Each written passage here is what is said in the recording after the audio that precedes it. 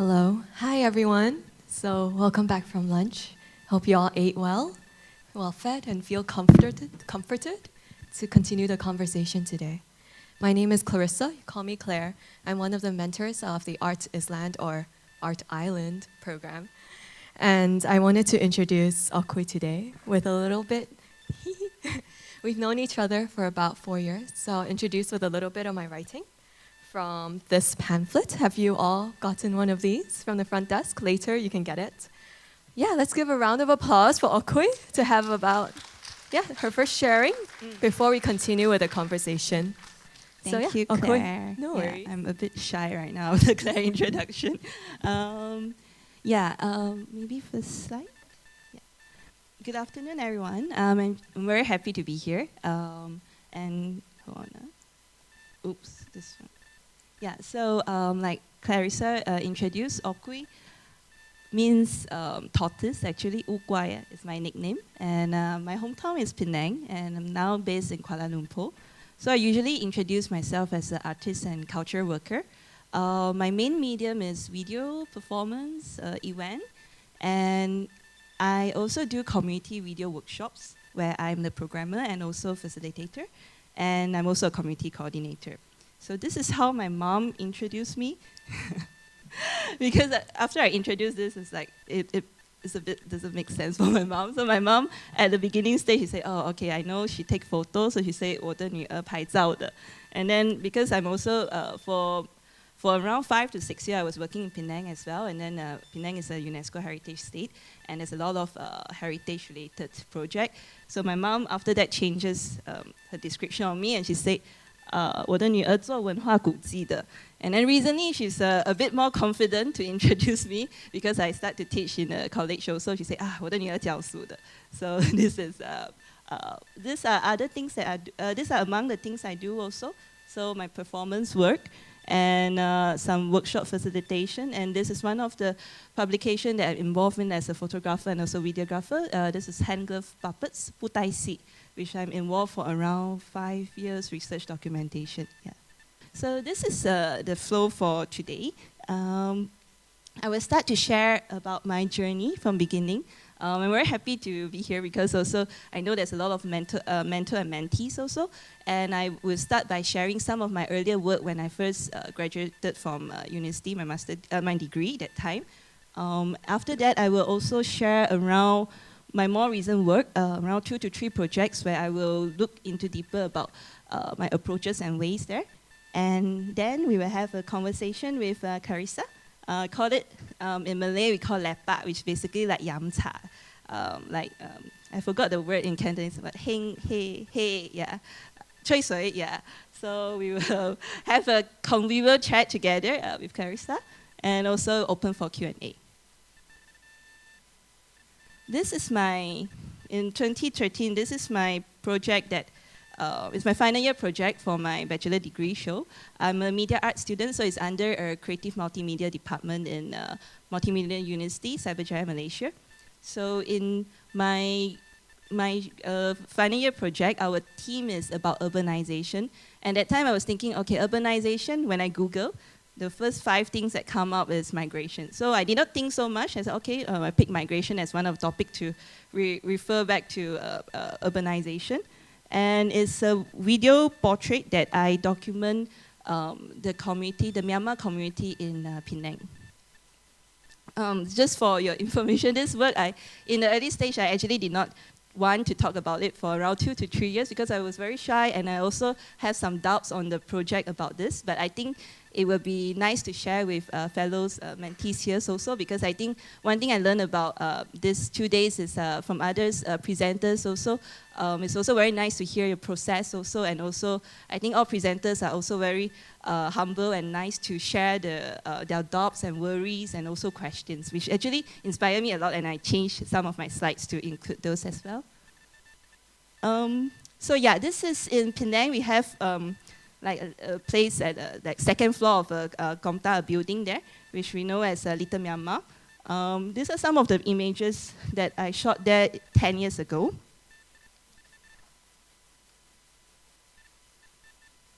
And for my work that time, I did video portraits with the community there. So I got to know their community leader there, Bomia.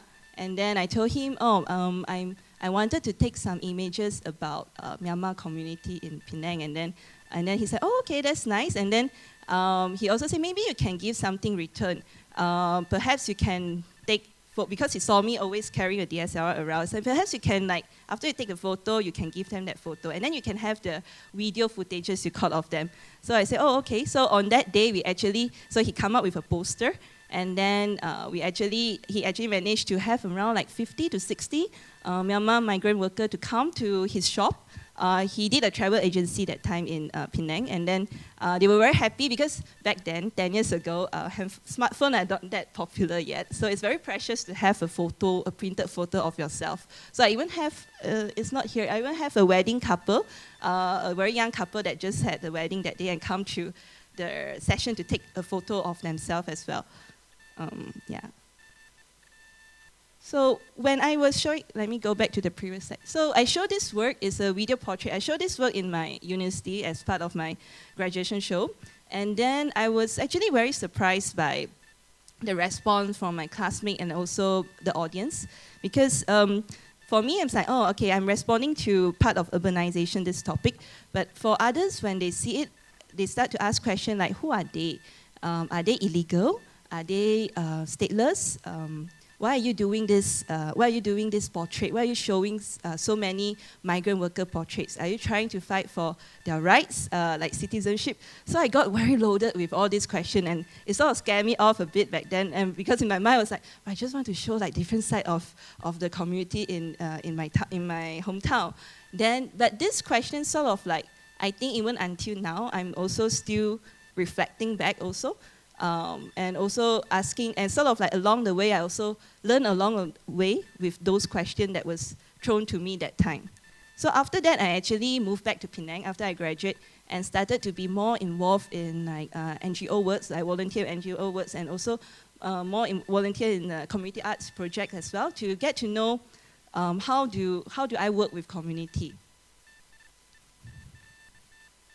Their response actually makes me think, why do they see the migrants community differently compared to, why are their reactions so big? So then I started to look back at the news report that time. So these are the local headline and about when they portray about migrant workers. So here actually is Malay. It say, KL ibarat bandar asing ketika Aidilfitri. It means like Kuala Lumpur is like a foreign country during the public holiday. Hari Raya Aidilfitri is for the Muslim celebration. And then Warga Asing Beraya di KL Bandar Raya Kotor. It's like they are celebrating in KL and make the city very dirty.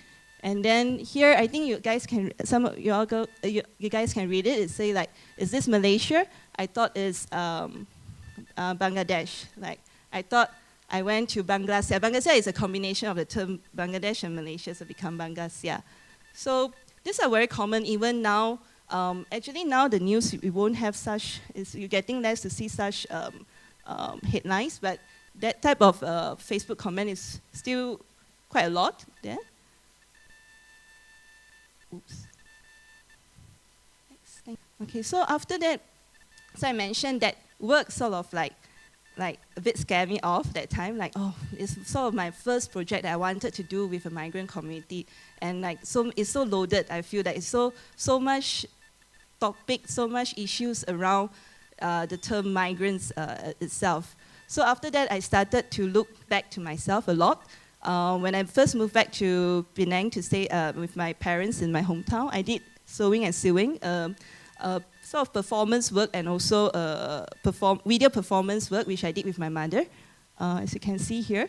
And then both of us were sewing on the sewing machine, 2 sewing machines on a piece of cloth. And we actually respond to an exhibition called Good Malaysian Woman, whereby we were responding to what makes the identity of a Malaysian woman. And after that work, I sort of make it like a format that I apply. So I think I'm comfortable to work with one-to-one people that time. So I also know my friends. We have a Bangladesh worker, construction worker, and I invite him to have a conversation about what is home, what is house to him. And we actually built a house together, a small house together. And while we are building that house, we talk about his dream, about his hometown, and when will he go back, about the idea of home together. And also, I also start to do a few residency projects. This is 10年树木百年树人, which is we did at People's Court, which is a residential area in Penang, where I interview the neighbors about they have the plants which is older than 10 years old. So I realized that when they talk about the plants that is older than 10 years old, they talk about it as if it's their kids like that. So these are among the earlier work I did, which is like maybe 1-to-1 or maybe like slightly 2 to 3 people like that.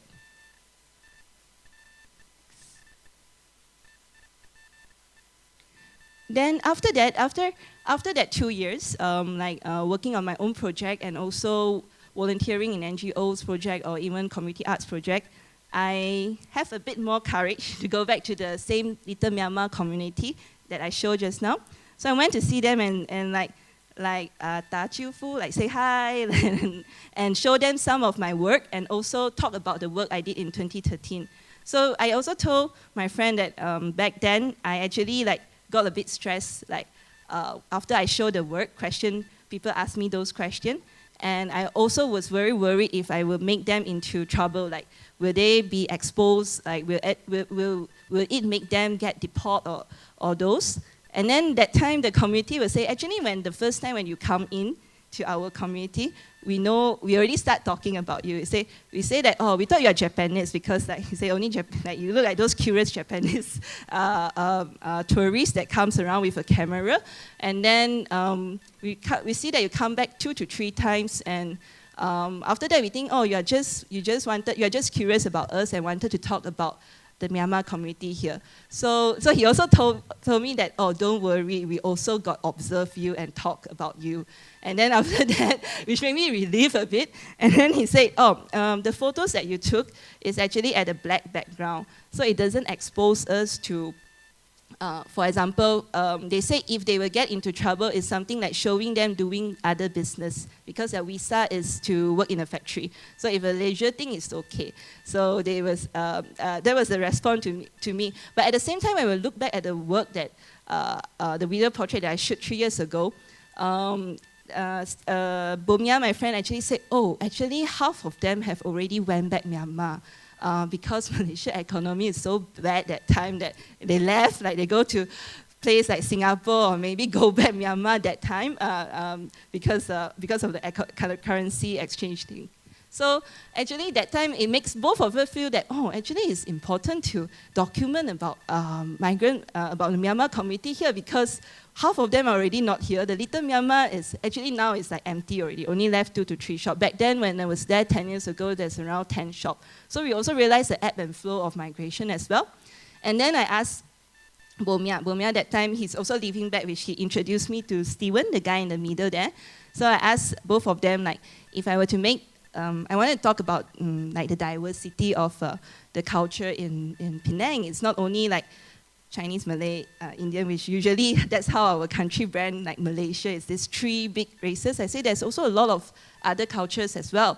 And then they were saying oh, I think you should talk about our food, because you see, all people know about Thai food, but Myanmar food is better than Thai food.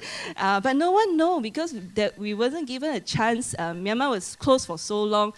People don't have the chance to get to know us and to get to know our food. So actually, this work was inspired by the conversation. So they were saying, okay, maybe let's make a work about Myanmar food. And then Steven was very happy. He said, yeah, we should make Myanmar food, and then maybe later on we can sell also.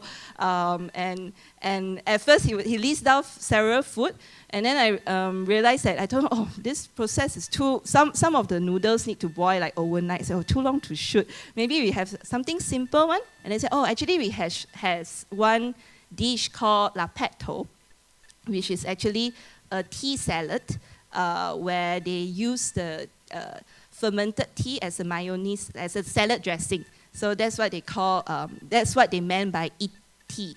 So he said, oh, you see, Myanmar culture is special because we actually drink and eat tea at the same time. So that was the inspiration of this work. And we decided to invite Florence because Stephen cannot cook.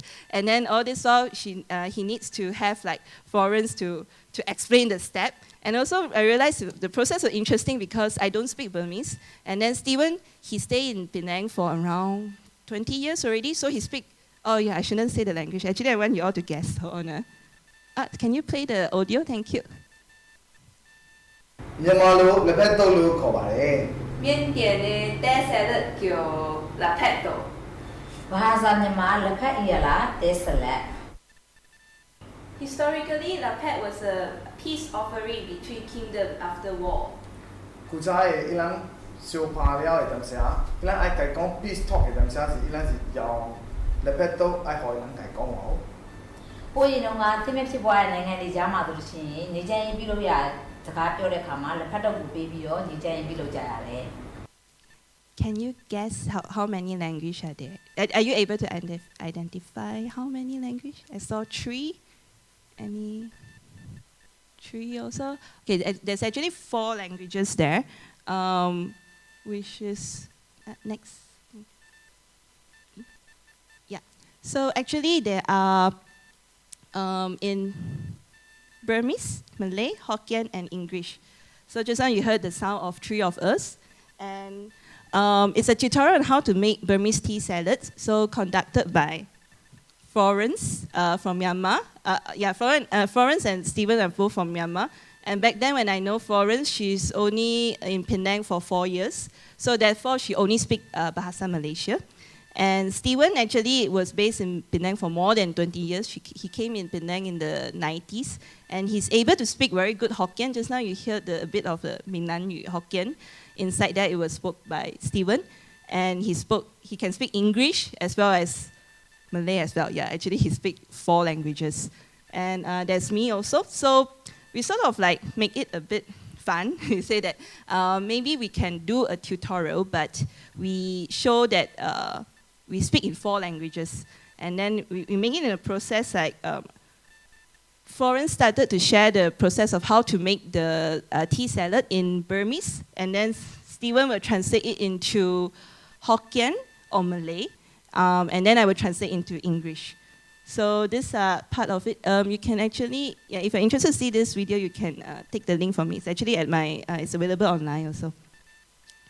So, yeah, later on, we actually, the work actually was shown in a Georgetown Festival and at Penang State Art Museum. So at first when I approached Stephen, I say that, oh, actually I got invited to do a work in Penang State Art Museum. And then he's like, ching, like, say, oh, Penang State Art Museum, we should talk about Myanmar culture. So it will become motivation also because we discuss about the end product first. We say that, okay, there will be this video installation and then the content we can do together. And then after we do the video, we sort of think like, maybe we should do a live event because it's like, we were also thinking like, they see the video but they cannot get the chance to taste it. So therefore, we also did what we did just now in the video, but live, whereby you can see Stephen that day actually, the process has become very comical because ended up Stephen talks a lot and then he didn't actually translate. He translate, but he thought, so it become like Florence like, and Stephen, then me is like, so it's like, some people know that something is like maybe lost in translation, but it was also very lively. In the end, after they hear our tutorial on how to make the tea salad, we invite them to make their own tea salad themselves. So yeah, we also include, this is Google Translate at the side. While the last person translate also, there was also Google Translate to add in the layers of the translation. I decided to add in this slide because that work was in 2015. And this news was in 2014. So Penang, 20 minutes left. Okay. So Penang Penang Nights are actually very proud of the food. But it was during that time around 2014 until 2016, we have this type of problematic headlines like where our chief minister will say, foreign cooks are banned to cook in our hawker because our food tastes good because it's cooked by the old uncle and all those. So it was also respond to this that we wanted to show the diverse of Myanmar food as well in the Penang State Art Museum. The work actually also inspired me to develop other of my work, which includes, which also relates to language. So like Steven, I also speak around 4 languages because I'm like the 4th generation of Chinese descent in Malaysia. And I also look back at, am I the same person when I speak in this language or not? So, and also develop into another work where I invite my father and my aunt to join me to recite a Teochew poem together. As you can see here, I'm someone that cannot work alone. Even that I'm working alone, there are also 4 of myself there. Yeah. So this how I view my work. There's usually the medium there is video. I usually use video to document our activity, which is sewing, building, cooking, conversing, translating together, which is something actually my collaborators are better than me in. And my collaborators are actually people from everyday life. As you can see, it's my father, my mother, my neighbors, my friends, workers, someone around me. Yeah, I thought a lot about this relationship. So for me, a lot of my work is involved another person. I think it's like the word ren. Ren is one people. And when I have another collaborator, it's two ren. Two ren actually means chong, which is to 跟从, 随从, for me, it's like to compromise. And then when we're doing a work for an exhibition or event, it's usually for public also. And then there's another ren on top of it, which is zong, which is the public. I think this relationship also makes me think a lot also on how do I want to communicate, on how I communicate it with my partners, with my collaborators on our end product, which is the exhibition.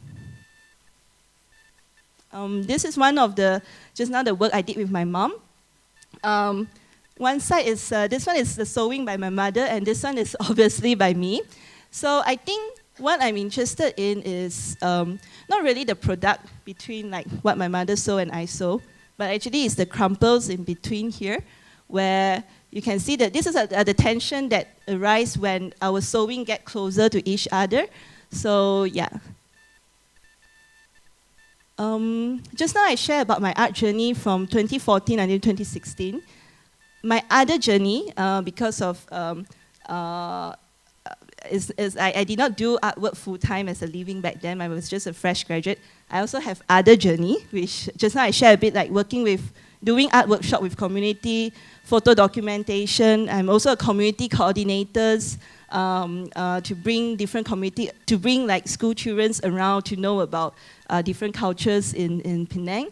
So I realized this other journey, in my earlier day, I actually overlooked it. I never combine it together when viewing my practice. But actually, this other journey are the one that teach me the most about sensitivity, project handling, and working with community.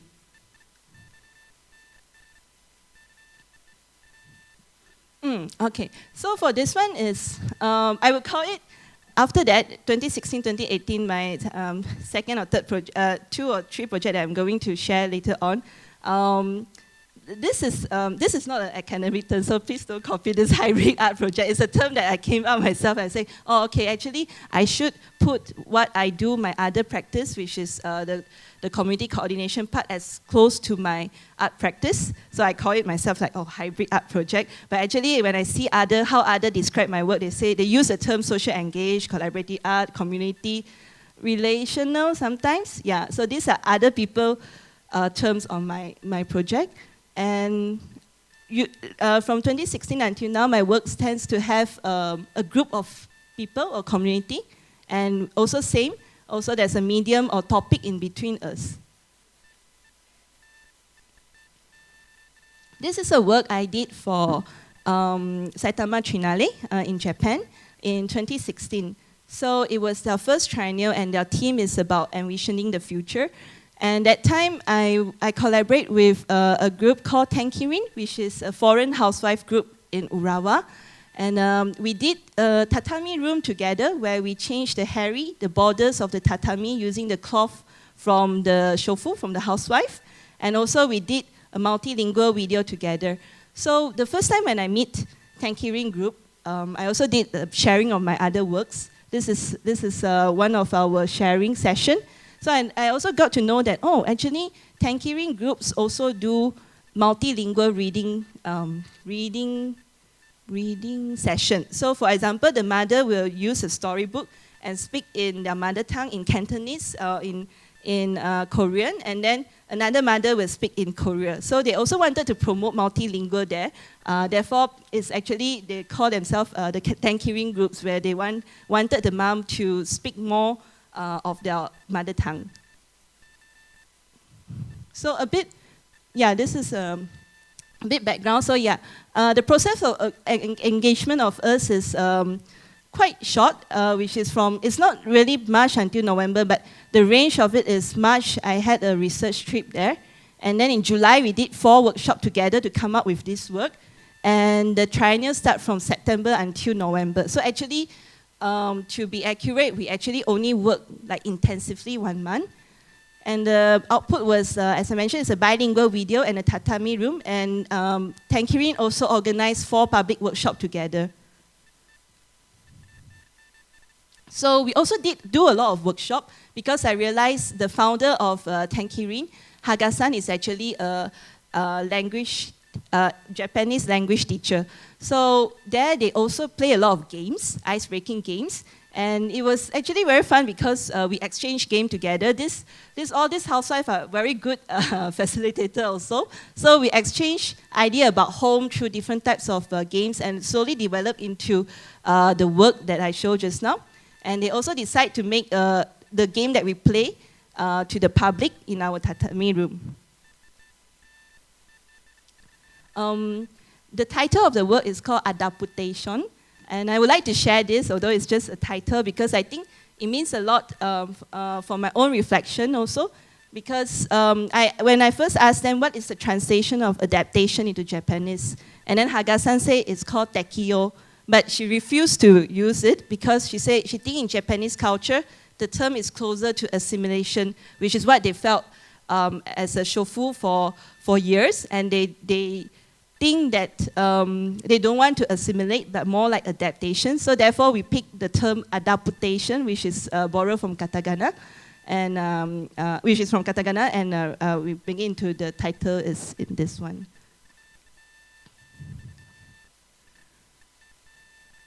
Yeah, so I think this was also a slide that I share with in another presentation, where I get question. This is from the question from the audience also. So I think it's very important in this project. I think was for us, we at least for me, Tankirin as the curator, we think that it was very productive and also very successful in the sense that we are able to adapt the collaborator strength, which is they are also someone doing bilingual, and they do story readings already, and to put in their personal narrative together through the video interview and also through cloth, something that the shofu house have a lot also. And I think the catalyst there is also the triennial, which they know that, okay, this in the end we will show to the public. So our conversation start to say that, like, we wanted to talk about the multicultural in Japan, but how? So in that 1 or 2 months of engagement, we actually discussed about it. And I think the effectiveness of it is the early engagement of the triennial team, because there are actually a lot of very experienced, I would say, experienced coordinator there that help to arrange the meetings before I arrive. Also, so those help smoother a lot the process of engagement. But also, I also have a question on myself is also because it's at the biennial setting, so the people that come actually might be a bit limited because it's more for arts and culture setting.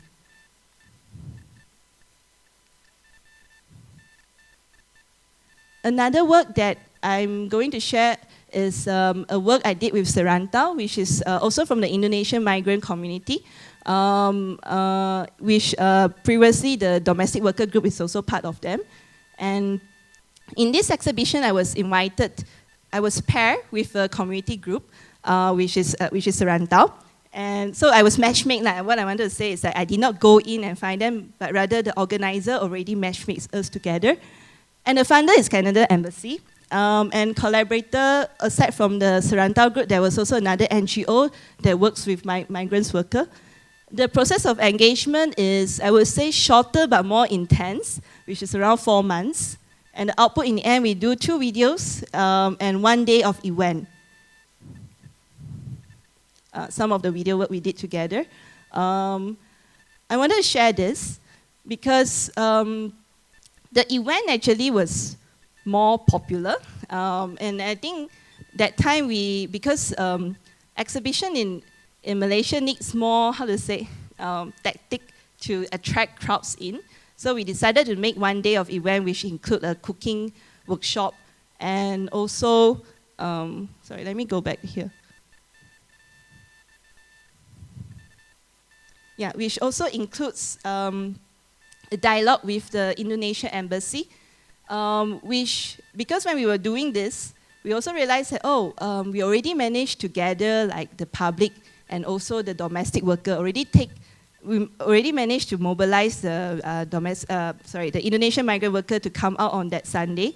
Might as well make it very productive, which is to arrange a dialogue with the embassy, Indonesian Embassy. And we were actually quite surprised that they say yes. But after that, when we reflect, it's actually because there are also, the exhibition was also organized by, produced by Canadian Embassy, which I think is like one of the catalysts that to invite for the Indonesian Embassy to say yes, to have a 1.5 hour dialogue where the ambassador actually talked with the migrant worker and addressed some of their issues. And however, I was also reflecting because this cooking workshop actually is quite popular, like people sign out, locals sign out immediately. But I also observed they only come for the cooking workshop, but they do not come up, so our exhibition is upstairs, they don't come up to see the exhibition. We did invite them to go up, but it's sort of detached. So that thing actually made me reflect on how do we work on this type of event, in the sense that how do we appear to public as a whole. So for them, maybe it's, for public, maybe it looks like a very NGO show, because aside from my work, there's also 3 other projects that is with marginalized community, which includes indigenous community and also another about Communist Party. And also, so it's a show that is very loaded for other people. Public might think that, it's another like NGO, like another like issue type of show. So they don't go upstairs, but they will go to a culture event, or they go to the cooking event, how to make bakso together. It also makes me reflect on the power relationship, as I mentioned just now, that our funders can act as a potential invitation to certain parties to engage in conversation. I think the smart partnership here, which I mentioned with with Serantau, it was effective because they are the one that mobilized the Indonesian community.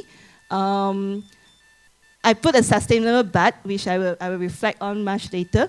I drew this kite that time is out of a conversation with the curator, because it was also slightly disappointing in the sense that we put a lot of effort in the artwork and the event, but somehow no one go up and see the artwork. So actually I was thinking, for my part, as an artist, I think that, actually I did what I can already, but no one come. So I started to reflect on the bigger picture, that we actually tell the curator that I would prefer next time that we need to work closer together, because you actually pair me together with the community, but it's not only us. The whole event, I imagine, is a kite. The whole event, actually, we 4 of us need to work together, then to appeal to the public. So including the other event here, I put as the ribbon, as a tail to make the kite fly higher. So this one began became my reflections that also realization about roles of ourselves as an artist, that it's not only you do your work in this event or in this exhibition, but there's also a larger ecosystem there as well, which includes the funders and also curator will decide the direction of it, whereby in my case, the whole exhibition is themed as a marginalized community exhibition. So it's already like a filter towards a larger public on that one. Yeah, so I will go for the left-hand side first. So here are some of the keywords from conversation with my friends working with community, which we talk a lot about sustainability. I share this because I also hear through the sharing sessions and also Q&A in the previous 2 days, some terms that was mentioned also, like sustainability, different interests between community, roles of us, the community dynamics. I put here YBs. YBs are actually our state legislative assemblymen. And money, money, money. We always talk about money, not enough money, not enough time. And then my friend shared this, this diagram, which is actually after she attended one workshop. It's actually from Plus Arts Philosophy. So here she shared that, oh, actually the professor shared that we need to identify our roles. And I find this very helpful, therefore I wanted to share here. For example, in the community, if you are the soy type of person, it's someone that say at the community. It can also be like the community leader or like the community, it could also, yeah, community leader, like basically chunzang or someone. And there's also a water type of person, whereby you stand by the community and continue to water the seed. It's more like a middle person role. For my case, I was also reflecting, it might be like the NGO that I get in touch with, so they are the water person. And the wind type of person is usually, tends to be artists and culture worker. So when my friends shared this, I'm like, wow, okay, now it's sort of like not to say leave my burden, it makes me realize the connectivity of the ecosystem also. But sometimes I also reflect, am I, because as my project grow longer also, I also think, am I the water person as well? So yeah. Okay, I'm going to the last project because I know I over time on it. This is, I got to know Nasrika through the previous project, the Serantau one, the one with the Indonesian migrant worker. I got to know Nasrika from there. And after that, she also helped to set up, help the domestic workers in Malaysia to set up PETIMIK, which is the Indonesian Domestic Worker Association in Malaysia. So throughout the years, we actually become friends. And she know me as someone that make video.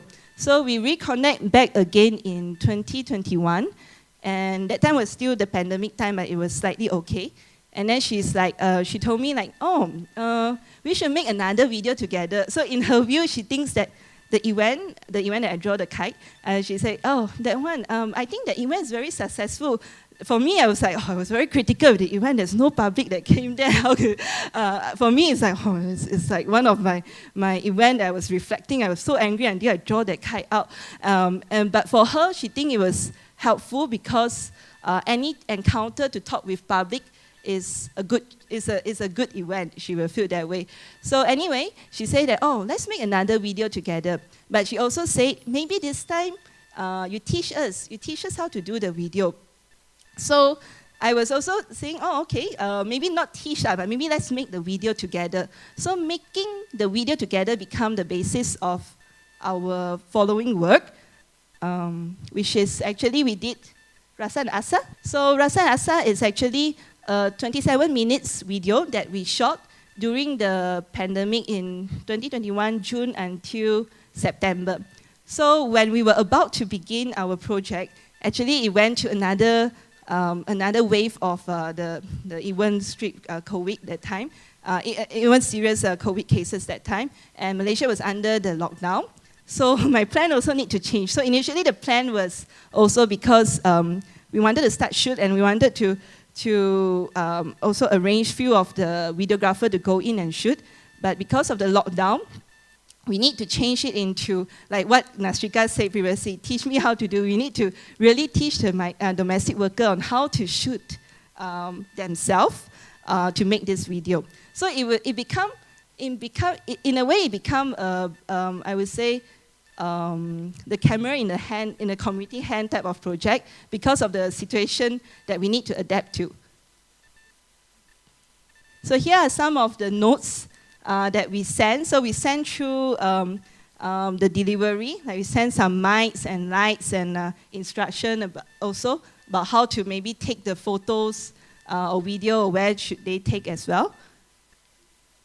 And also here are some of the sketch, because we communicate with them through handphone mostly. So like, oh, maybe you sit here and then you put your Huawei phone here, and then you put this extra phone here to communicate with us, and put this light here. And then some of our DIY process. And you can see here even the papan cincang is chopping board. Chopping board is also used as a tripod here for them to shoot.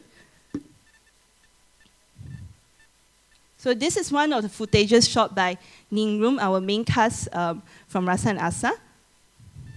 So she's the one that is dancing, but also she's the one that one leg kick need to shoot herself, and also record and also put up the lighting herself. All this she did it herself while both of us, me and my friend June, were facilitating online to ask her maybe shift the camera here and there. So I share this because I think for us, for the working team, it was also a huge learning curve for us, because then when we know that this project will be an online remote project, I was also thinking how to change my member. So instead of I need to find some very, very good videographer that can shoot very nice shot on spot, I need someone that instead is very patient with community, and a community that is comfortable with. And also maybe the videographer also need to be someone that are able to give clearer instruction and communicate with the community. So another thing that also we learn also is because the domestic worker actually they finish their work usually after dinner. After cleaning up, it's around 9 to 10 p.m. So our session actually need to start from 10 p.m. onwards, 10 until 2 a.m. sometimes. And like in this scene, for example, actually we were like a bit samtong, like we were a bit like, how to say, samtong. Yeah, we were a bit samtong that, Ningrum, you tomorrow morning need to wake up at 5 o'clock, and but you wanted to shoot, and she was very persistent. So Petit member back then when we were shooting this film, they were very persistent to tell their own story. So they are the one that insists, she's really an artist, she's the one that insists, reshoot again. So we are like, oh, it's already 2 a.m. until we managed to get the shot that you see just now. So for Petit member, they are very proud of this film because 80% of the footages are actually shot by them, while the other around 10 to 20% is Zoom recording. Also, I want to go back to that point just now. I want to say that I realized that after I stand up, I become less nervous and can talk more. I want to say that at here, we also think that usually when we do community project, right, we say, okay, maybe we pick Sunday to do because that's their day off. But for domestic workers, most of the domestic worker in Malaysia here still doesn't have day off, or still doesn't know that they have the right of day off. So actually this experience also makes us think, me and my friend think that, oh, actually when we do Sunday workshop, actually a lot of them also cannot come out. And actually maybe the time that we select, when you want to do workshop, the time that we select is also maybe not suitable for them. Some of them, not only domestic workers, some factory workers, they have OT, also need to work on Sunday also. So perhaps the time like 10 until 2 is not healthy. It's something that is workable for them. Even for us, a lot of, two of my other friends that help with the shooting also say, this is the first time I shoot 10 until 2 a.m. Online. So it also makes us think that, oh, maybe the usual way that we work with community also, we need to change in a way. We need to hear more from them, how's their usual way of working. So this is another scene from the Rasa Nasa, where they actually also do online eating gathering. This is one of their events. So aside from that, this is my team. Yeah, this is my team from Rasa Nasa. where you can see here, yeah, the credit list actually, my production manager, Q, says she's very proud of the credit list because it's something that she feels comfortable with. So instead of crediting ourselves as videographer or something, we credit ourselves as camera, audio, lighting, guidance. And then for the Pertimik member that like Kat Ningrum that shot herself, we actually credit her as camera, audio, lighting operator. And then co-director is me and Nasrika. And the script writers is 6 of the Pertimik's member, where we credit them as a storyteller. And there's also one unique role, which is the footage coordinator. So this role, at first, you're like, oh, my friend was in the film industry was like, this role is a bit, I don't know how to put this term, because actually this role is like very important because my friend Kwai Han is the one that need to maybe call the cast and say, can you send the video to make sure the video is on our Google Drive. But there's one tricky thing. It sounds very, we also train them to upload the video to Google Drive. But the challenge is Huawei phone cannot upload in Google Drive. So there's 2 Huawei phone, I remember. So we need to use WeTransfer. Then another challenge with WeTransfer is 2 gig. Some of our video is more than 2 gig. So this type of details, you know, it sounds very little, but when it becomes a lot, it's like, wow, very technical. And I tell my production, I cannot handle this. I need one person to do this. And then we think, who can do this? But this is not a trained job. There's no one that do this job before. So we need to find someone that is patient enough to figure out the way. Like, so what she did is she also need to call the cast and like make sure, okay, WeTransfer cannot, we use Sandscape, or use another apps to do it. Basically, her role is to like to accompany the our cast to upload the file on the whichever platform. So yeah, we also have this role that turned out from this project. Yeah, I will wrap it up in 5 minutes. So this one, our production, this project is funded by International Domestic Workers Federation, which it's the first time I work with a union. My previous project is working with art or culture funders, and I think so with IDWF. So actually we applied for a film grant first. We didn't get it. After we didn't get it, it's actually Pertimik member that tell me, oh, actually they are interested to document our activities. So we also use the same proposal to send to them. I really need to credit the organization because I'm actually surprised that they are very flexible on our proposal, because in my mind I was thinking, I think they want the usual NGO film, like the one that everyone's smiling and then like the event thing. But to our surprise, because it's the first time I know them also, they are very open on our proposal to make into stories, and they also like the ideas of training the communities to learn how to make the video together.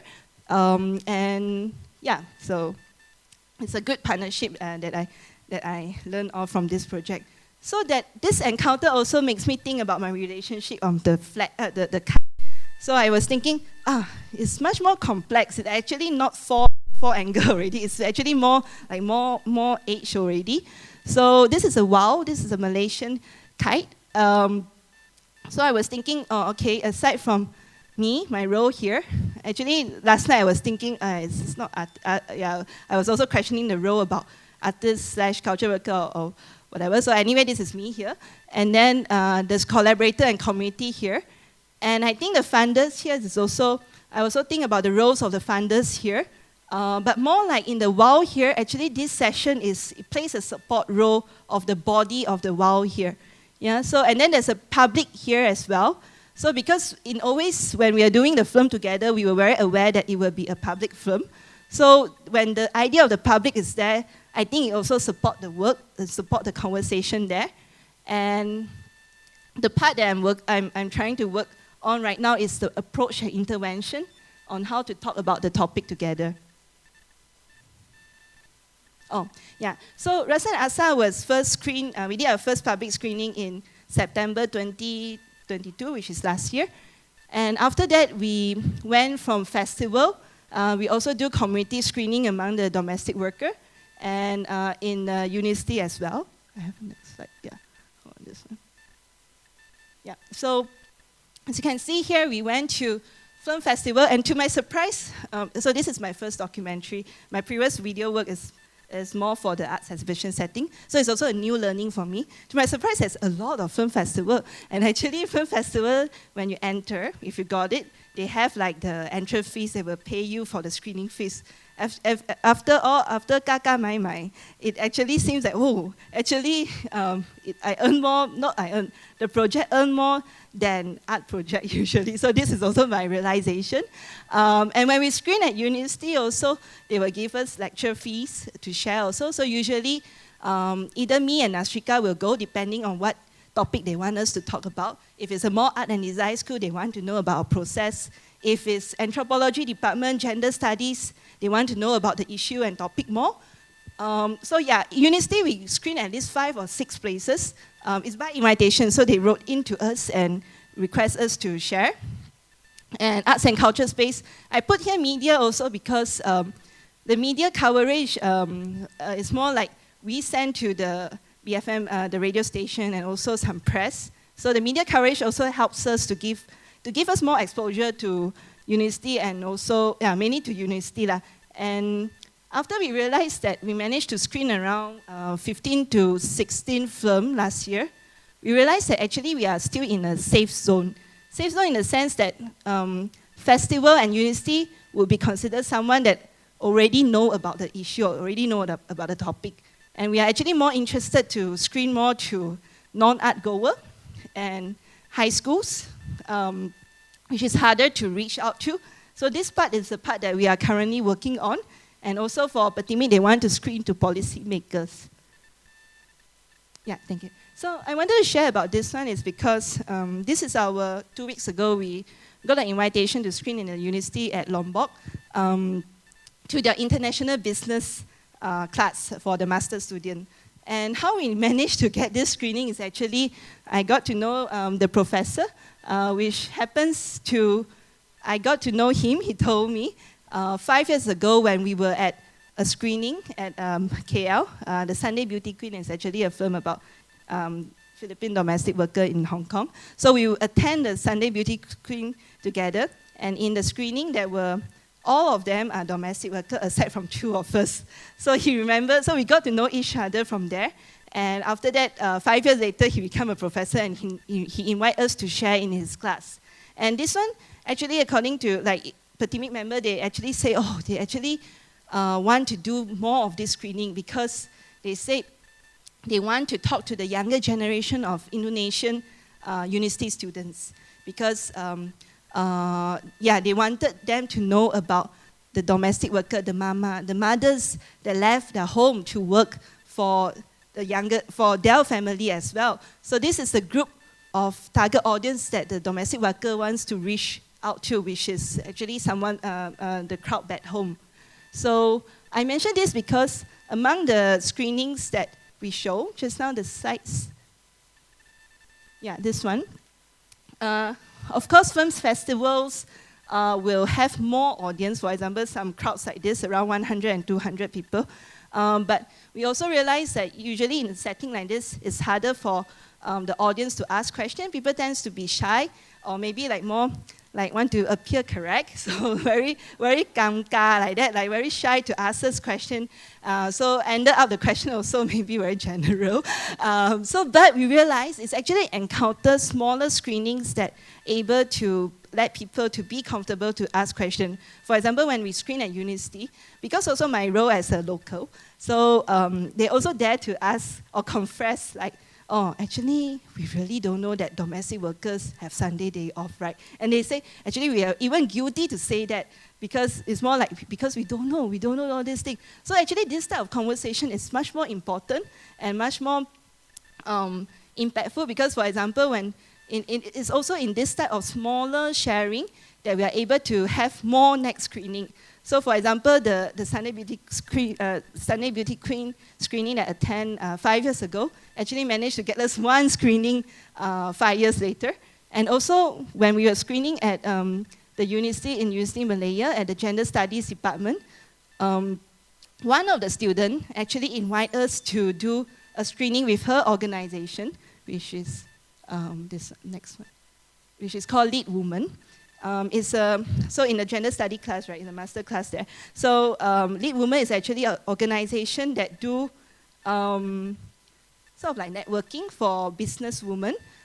So for me, it's also first time, like I would have never encountered this It took me 2 to 3 times to read the about page to really understand what they are doing. So we managed to get in touch with them through the student, and we managed to arrange the eating event, which I showed just now, with a business networker organization like that. So it's also something that we work out of comfort zone. So me and Asrika, just now I showed the leader from Pertimik, we were also like, wow, this is the first time we work with not academic, not arts and culture people, we are working with 走上一个人. And then we are working with, actually it was a group that Pertimik even want to reach out with, because they are actually the employer group. They are the one that hire, working women, they are the one that hires domestic worker in their home. And when we also discuss with the people at the Lead Women, they are also, we also understand that, actually because they want to do one program during International Women's Month. And then we also ask, okay, every month they actually, when they do this networking session, they have a theme. So in that month, the theme is about sustainable consumer consumption. So therefore, they think that, okay, maybe we can talk about the topic of domestic worker. So it becomes like a negotiation also, like, okay, maybe instead of screening Rasa and Sab, they also screen. We also propose we can do an eating together event. So maybe we can do a networking event with your business network, which are women leaders, with Pertimik's leader, which is the community leader. So I'm actually also very, next slide, sorry, yeah. I'm also very proud of the organization for saying yes to us, because here we have 6 domestic workers together eating with business women or HR leaders in telecommunication companies and all those. And during the eating together, we also do some poetry reading together, and also basically really getting to know each other. So in the event, in event like this, we also ask like one of the founder of the Lead Women, say, why do you say yes to this type of event? She said, actually because every year we also do the International Women's Month, and we do some event there. And this proposal comes in like quite unexpected. We also never encountered something like this, and it's also a new thing for them. Yeah, but for me, I was also thinking, yeah, actually the catalyst is also International Women's Day. So we did it that, and so everyone is at the setting of, okay, this is a solidarity together. So it also makes the conversation easy also. And the domestic worker also shared that, actually, they never, usually in event like this, they are the one that serve. They never get a chance to even eat with the employer back home. So making this event like quite meaningful, which we actually are working now on a few more series, which is called Eating Together with Ras and Asa. Yeah, so yeah, this is my last slide. This is my kite. So after doing few projects, I tried to make the kite relationship to reflect on the relationship between myself and my collaborator. But sometimes even like as the project developed, sometimes I also cannot map out the relationship. So it reminds me of this kite, plastic bag kite that I played when I was young, which it still flies. It actually flies easier. I usually think that relationship is much more organic also. And also, yeah, different ways of working together. It's not necessarily like you can see the age of it, and it's actually much more fluid. Yeah. So, yeah, so this is my last slide. Thank you all.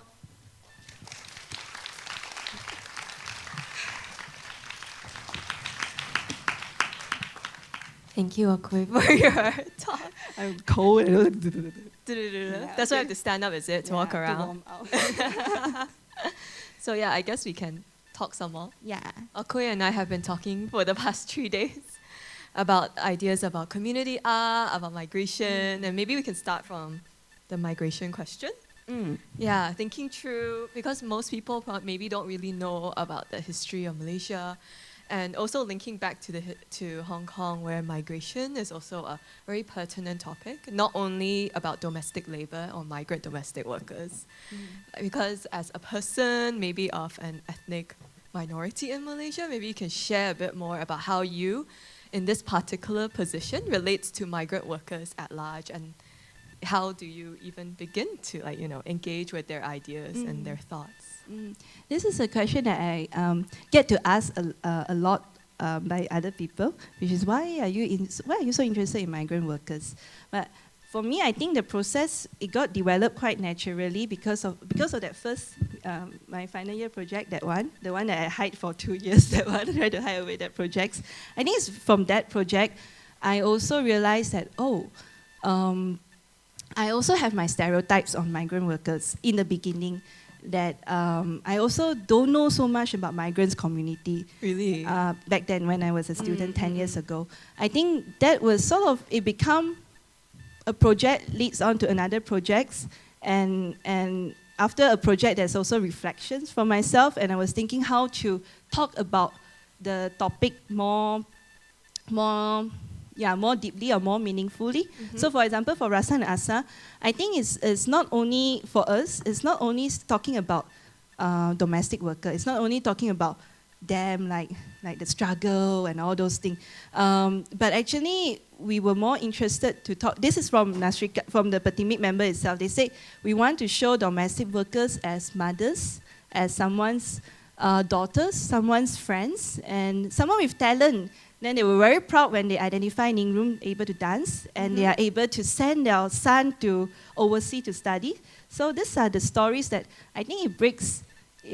For me, they are not migrant workers already. It gave they are they are mothers, and they are someone with talents. And going back to the question about just now, you were asking about my identity and all those. I think a little bit. I think coming from Penang, where a state. So when I was in high school, it was sort of in 2007, like that, it sort of announced like Penang become a heritage city, and suddenly the culture would appear everywhere, like the UNESCO World UNESCO Heritage culture thing. Site. Yes. 2008 is when they confirmed it, I think. Sorry. So it was then that I suddenly be aware that, wow, culture everywhere. Like our culture is valuable. People come to see our culture and multicultural and all those things. But I also realized that, we are also very specific on what is culture, culture that is valuable. For example, I think that news about migrant workers are not allowed to cook our hawker food. That was actually, when I read it, I was like, oh, wow, we are a horrible person. I get that, I have that feeling there. So I think it was more for me as a reflection about whose culture are we talking about also. I think I'm looking more about the city. I don't see like migrants as like them and us, but they are among the members in the society as well. Yeah, I think so too. And you mentioned about how Little Myanmar is in Komta. And Komta is like the tallest building, right? Is it still the tallest building? When it was built, it was one of the tallest buildings within this UNESCO heritage site in the center of Georgetown, right? Yeah, it has a lot of financial significance and also financial kind of aim. It's almost like the IFC or something like that of Penang, of what was the imagination of a future amazing Penang, and then now it became Little Myanmar. Is it still Little Myanmar? No more. Actually, they moved to another factory area also in another part also. So I think there's only one shop left. So it changes very fast as well. That's where I used to buy my second-hand watch. Okay, thank you for your answer. I thought like the idea about rethinking about us in relationship with the migrant workers as part of a larger kind of public or larger ecology brings me maybe to the next question about thinking about how do you as a facilitator or a cultural worker begin to empower them through, by foregrounding their kind of own cultural practice through your film. And maybe we can even put in a little bit about education or this idea of teaching or what it can be in relationship with them, right? Because you said yourself, you learn a lot from them. Can you share a bit more about that portion as well? I think terms like, I also told Carissa a few times, like, for me, I have also conflict with terms like empowerment, teachings, because when we use such term, I think it becomes, there's a hierarchy there, I felt. So I was also thinking, in community terms, I noticed, even from Let's Drink and Eat Tea, the term collaboration, how would you translate it into, I'm not sure Cantonese have such term, collaboration. I mean, collaboration, if I were to say in Malay, like, we are going to, I cannot imagine saying that word collaborate to a community member. So how we say it was like working together. And then even working together is something very abstract for community, actually. So I also learned that slowly I hear from them when they refer that, oh, this is our video together. Then I feel like, yes, this is collaboration. Because previously it would be like, oh yeah, the photo that you shoot is still you. And then when they use terms like, yeah, the video that we do, can we make it into an event? And even for Patimik one, it become like, when they use the term, our video, yeah, I think it sort of answered the term collaboration already. Yeah. I see. Yeah. Then how was the process of guiding them through the video shooting part as well? How did they feel, or maybe you can share a bit more? Like, for me, I think the reason I share the last two projects is it's a project that I work with NGOs, or even like the last one is with unions. So they are actually, what I would say, they are actually the soil or the water in that diagram. Actually, NGOs, why I like to work with NGO or maybe social group is they are actually very good at games also. Like doing ice-breaking games, and actually they know how to say, sometimes the guiding part was less and it was easier to communicate also. So for example, Nasrika came from a union training background. I mean, like she's a domestic worker, but because she's also trained by under union settings, so the together and also bottom-up approach is something that NGOs and civil society like this are very familiar with. So which is actually, it narrowed the gap a bit about the term empowerment and all those. I think it's more like, to go back to your question, the guiding part, the guiding part that is still, I think it's more like instruction also, or maybe communication, like more technical one, like how to shoot the video. All these things still need technical steps. Yes. But what to shoot is a process to discuss together. Together, right? Yeah, I really like that part when you keep saying, emphasizing together, the us. These kind of terminologies really, blurs the boundary between, like, for example, an artist and their subject, what I was saying in the beginning before. I really appreciate that. Maybe to step back a bit and thinking about entering communities, or sincerely kind of engaging with communities in the first step. Maybe you can speak about how do you do that and how that has changed throughout your practice. I think the last time I do what I do like 10 years ago, the one that I stepped into in Myanmar community, that I look like a Japanese tourist, a curious person with a Japanese girl with a curious camera around.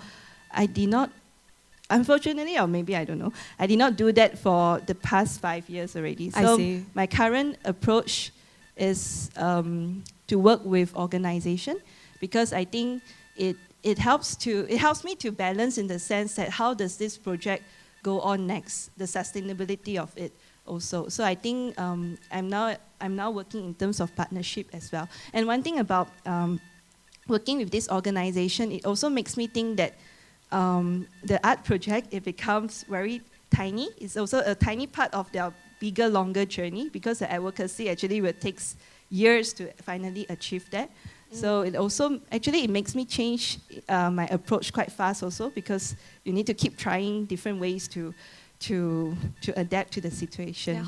Yeah, it's almost like your art is part of a larger kind of union kind of goal, or the advocacy kind of work. It kind of humbles yourself almost as an artist, right? Yeah, I did ask about, so for, because I recall that in two days ago, there's yesterday or something, there's also a question about authorship and all those. Yes. I think, in terms of social engaged art, this is is this a usual critique or usual question also? So I also asked that question to my partners as well. I say like, about authorship. Then it became like a very, it's a very awkward question to ask them, because they also look at me as like, you say like, oh, but this video in the end will be in YouTube, right? I say, oh yeah. And also for them, it's also, they see it more openly, I would say. And when discussed further, I said about, what do you think about artists using like community as a subject to talk about it? And then it was one of the leaders that told me, she said, by actually saying that, you are denying the agency of the community. I see. You say that we also know how to evaluate in this sense. So, but now I'm talking about a very empowered group, a very empowered union, community leaders that are able to give me response as such. Yeah. Whereas maybe it's a learning process for other communities that you further engage, or NGOs, maybe who are not labor unions. Right? So I'm pointing out because this is maybe a rare case example, but I also wanted to share that I feel also I also learned, like they actually say that by denying that, you are also saying that we have no agency in that sense. Interesting, And also, I remember you shared with me before this idea of whose name you want to put under the artwork.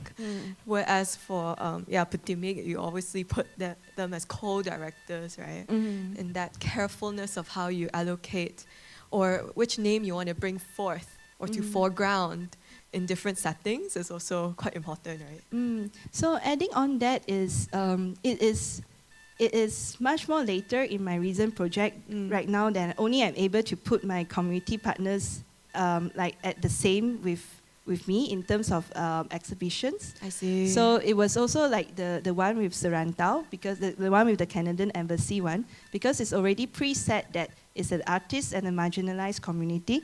So therefore, when I did communicate that I want to put the community name together, that did not happen eventually, but therefore it also makes me step back. It was also like a shock for me.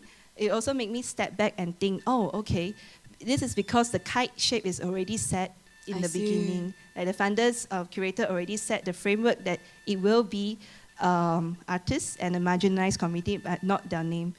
So in that sense, so it makes me think more bigger that I previously, in the previous year, I would go in the project and, okay, I just do my best and the artwork with the community.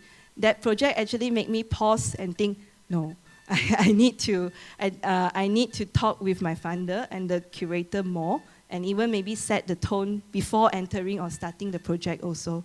Right, to set the different sorts of relationships that you're trying to build and to even exhibit, right, basically. Yeah. Okay. I think that let's turn to the audience and see if anyone has any further questions. Feel free to ask questions in what language you want to. I said before, right? Mandarin, Cantonese, English. Yeah. I think we all are okay with any of those three. If anyone speaks Bahasa, Okui is happy to take it too. Or Hokkien. Yeah. Teochew, Teochew. Yeah, I want to ask a question about how to do community art in the times of crisis. Like you already mentioned that you have collaborated with the organization to do a documentary during the pandemic. So I also want, so I thought you must have a lot of thoughts on this, since you already have a lot of daily practice with the different groups, like the Miami groups, because Miami is in a very bad situation, we all know. So I want to hear your opinions on that. Yeah. You mean crisis as in pandemic? Yeah, pandemic is a kind of coup. Or other Mm. marginalized group they are facing during the country or during the daily situation. So the Myanmar community one, I did not continue in the end. After that was in 2015. It was before the Myanmar could happen also, and also because my partner Stevens, the people in my video also went back, so it sort of stopped after that. And for the reason one, the reason one I was with Putimik for around 3 years already. and I did not switch other community after that lah. But more like we were working on I was working with the same community, but we developed more project together. In terms of the crisis one, like pandemic one, I think at that time it was really a sudden thing for us that there was a lockdown also, and immediately we need to change our proposal for the funders also. So we were actually very thankful that the funders are also understanding also that we changed it into like, okay, the budget actually was allocated, but more like how do we fulfill, like how do we not have the videographer team in it, but how do we change it? So we proposed to buy equipments instead, like buy one more camera, compact camera, and do it into a workshop. So we switch it in, still the same budget, but we switch it in another format. Yeah. 其實咁嘅，因為咧，即係譬如同一啲唔同嘅可能香港講外傭可能比較容易啲明啦，或者即係我哋會叫家務工啦，或者移民係咯，即係外籍家務工咁樣啦。咁唔係即係我覺得呢類嘅 project 其實即係我哋做食嘢，做一啲開心嘅先，其實係。或者大家 share 一啲佢哋好 confident 嘅故事，其實呢個都容易，或者唔係容易咧，應該話係佢哋會好 proud of， 佢哋會好想做嘅。咁但係我會想知你有冇即係佢哋有冇一啲機會 share 一啲，可能佢講咗一啲故事係你唔知點 handle， 或者係唔知點樣係咯，即係或者即係譬如好似琴日 Soga 嗰個，我覺得即係。After 一個咁大嘅 disaster 之後，嗰啲點樣變成一啲力量，係令到嗰個 community 係繼續可以嗰個創作係啦，都俾到力量大家嘅咧咁樣咯。即係我覺得唔一定係有呢個 experience 嘅，即係譬如有冇遇過一啲係即係唔知點 handle 嘅事，或者係大家可以一齊 open 一齊諗下。Yeah, it's a important question. In terms of like, if I were to refer specifically for Rasa Nasa, the domestic worker film, it was more, we will need to do risk analysis more on whether we show the character, whether it will cost them like to be sent back. So there was also several concerns. For example, because of the visa, is they need to be they are only here as a domestic worker. So there's also, for example, one part that I wanted to show the cast that are able to sew and sell her tailor-made product, but we did not show that because if we show that, it will actually risk on that one. So this, it's a visa thing. So, but also, I think this part of risky thing is the part that is harder to put openly on a public video like this also. And also I was also reflecting on my other project. Working with organization, NGO is good in the sense that you are able to sustain longer also, and also, But also at the times, like just now I think Carissa also mentioned some key points, like because it's an organization, organization tends to want to appear in a certain positive way, maybe also. So of course, some parts of it like might need time to slowly unpack. I'm also thinking that actually there are. I was also very surprised that on some parts, like the difficult parts is the one that hard to share. Like I think what Yenta mentioned is that also. So I think that also takes time. And at this phase of the project, which I just got to know Patimik for 1 year or 2 years, like that. I think it will need to take time to unveil that. Yeah, it's definitely challenging also. Yeah, it's a part. So I'm curious about when you collaborate with others to make the videos and you give instructions, how do you avoid to be too dominant? Because I think you also have your own aesthetics and concept in filmmaking, and also wonder if you do screening and sharing and you receive how do you call it, like a speaking fee or something? Is it only for yourself as artist, or do you share it with other collaborators? So I answer the speaker one first. The speaker fees, We will divide also. We will give some parts to the Patimics member also. But usually the speaker fees is not big also. It's more like transport allowance. So what we try to arrange in our university screening is to also includes the domestic worker as the speaker instead, yeah. So they are also able to get the speaker fees.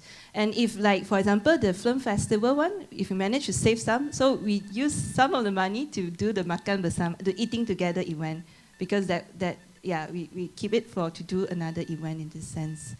And your first question is, sorry, can you repeat? Aesthetics of filmmaking. Oh, yeah. Another thing I learned also is sometimes when I wanted to discuss more also, the committee will also say something like, it's okay, you can make that decision. I mean, what I wanted to say is, projects that is long also sometimes doesn't mean it's good in a sense, because when it takes longer time, it also actually, not to say burden, actually it's burden also for some of the community. That was the part that I'm not sure I say it clearly or not, yeah. Or maybe like how, because this idea of instructing they all to do the film or the video, how do you decide to take another shot, for example? Okay, so we actually narrow the gap for the instruction is we must do the video workshop. So instead of like asking them, put the camera here and there, but before that, we do 4 video workshop, which is one on sound, light, composition, and composition 2 times. So for, another one is technical, like how to upload video on Google Drive. So actually, this is the most important one. So actually, we did 4 workshops first to narrow the gap also. And actually, the video, I think, is also made possible because Patimi also organized their activity online. And they know Zoom before that. They are very good with Zoom also. So that helps to save a lot of things, a lot of our time, because they're already quite familiar with mobile phone. And one thing I'm also quite positive on is, because of the convenience of mobile phone nowadays, doing video workshop is actually much more convenient because like 人手一机, everyone got a handphone. But they have 2, right? Yeah, they have 2. Some of them will have 2 also. So I actually, it makes me think, it made me reflect. 10 years ago when I was doing another community workshop, also using video, that time was DSLR, the gap on technology or the art form is further. Like, like doing video is something expensive. Doing video is that you need to have the equipment, only you can do. But right now, you can easily use the, and some of them are really have more TikTok followers than me also. yeah. Okui got TikTok, man? No, I actually got. I got TikTok, but yeah. Oh, okay. It's banned here. Oh, yeah. Instagram or Facebook, yeah. But actually, I'm more interested.